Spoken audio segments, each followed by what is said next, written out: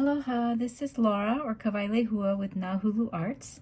Today we're going to talk about cutting goose feathers, like a string of goose feathers, to make your Lei Hulu with. And with that we want to do a first cut and a second cut. I don't know how well you can see these.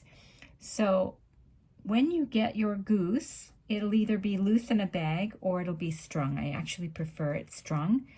You would prep your feathers by fluffing them in the dryer. That's a whole different lesson. But when you get this string of feathers, you're going to cut them with the quills away from you and just cut a little part of it. And then you can either just pull some feathers from the sides, and that's pretty easy, or sometimes they get stuck and you may need to cut the string that they're strung with in between and pull out a little bunch.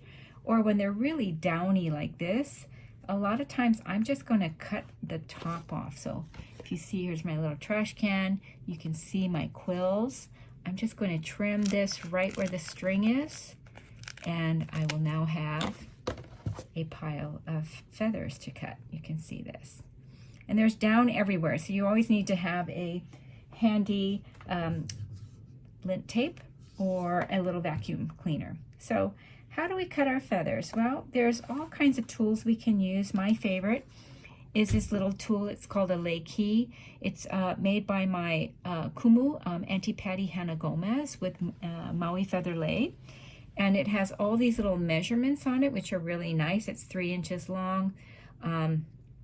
It will hold thread if you're making Lei Hulu. This is the 1 inch mark. There's a 1/4 inch, 1 1/4, 1 1/2 if you're cutting from the wide side, or I say fat side. From the skinny side, it's 1 1/2, 1 3/4, and 2 inches. This is 3 inches long, and it's 1/8 of an inch wide, which is really nice to help you gauge between rows if you're doing 1/8 of an inch or half that length for your rows. So that's a really, really nice tool to use. Another nice tool, they make these, this one is from Dritz, so it's a little more hardy, it's a little more expensive, and you can see this is marked out. If you were to measure this way, it's 1 1/2 from here to here, it's 1 1/4 from here to here, and this is not one, it's 1 inch from here to here. You can see in the corner here it's 1 inch, and 2 inches is, well, it would be all the way across would be 2 inches. So you can see if I put this ruler next to it, that's 2 inches wide.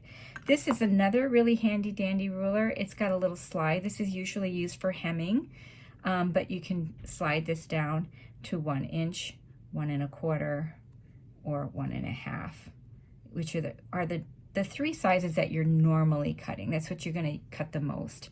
So if you were to use this, you would take one of your feathers and say, I'm going to cut 1 1/4 inch, because that's what I'm doing. I would slide this to the 1 1/4 marker. I turn it away from me. I would put the tip of the feathers on there, and I would just snip right at the base of this. And you want to just snip the quill. So then you have this nice first cut feather. Do you see this? Okay. And from this, you can make a second cut. Like I said, my favorite tool to use is Auntie Patty's here, because 1 1/4 would have been right there to this middle line. I usually do 1 3/4, anywhere from 1 1/2 to 2 inches for my second cut. So I'm going to do second cuts that are 2 inches long. So from this skinny side to this top line is 2 inches. And I kind of just push my feathers together. So you see the tips of the feather are right on the line here. And again, you just nip the quill and you have this beautiful V shape. So what happens if I don't just nip the quill? So say I'm going to have a nice feather here, and I'm going to cut 1 1/4 for my first cut, but I'm not going to cut it correctly. Actually, let me use a smaller one. So if this is, I'm going to cut 1 1/4 here, and if I don't just nip the quill, if I just go like this, look what I've done to my second cut. My second cut now doesn't look like a V anymore. It's got this little ledge here, which kind of ruins the feather. And then you're going to have this little debris on this first cut that you have to pull away. So you still have a nice first cut, but you have this extra debris and you've just made your second cut non-usable. So again, you would take for 1 1/4, it's the eyelashes of the feather against the middle line here, nip at the base here, and I have this nice first cut. This feather is not big enough for a second cut, but you can use this for a pua or something. If you got a bunch of these and vili them together, you can make a really pretty pua. So if I use, this is my favorite tool, if I use this one from Dritz, it's 1 1/4 here, so I would take my feather and put it on the 1 inch line, and the 1 1/4 is at the base of this here. So that would be my 1 1/4. And you can see it will be the same size as the one I've cut before.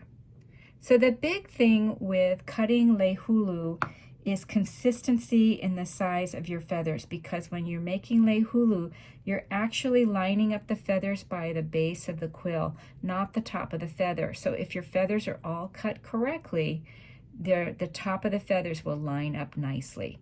So anyway, that's a quick lesson on cutting feathers. That's a nice second cut. This is a nice first cut here. And it all comes from these beautiful goose feathers that have been fluffed.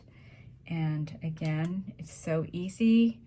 Just line up those eyelashes, nip just the quill, and then you have a first cut here. I'm going to turn this over, go to the end line here, which from this skinny side to here is 2 inches. I'm going to nip this at the bottom as well. And now I have a nice V-shape second cut that I can make hat bands and come away and stuff with. They're really beautiful. Second cuts are really great to work with. If you have any questions or concerns, let me know, but really learning to cut accurately is very, very important for your projects. If you have any questions, let me know.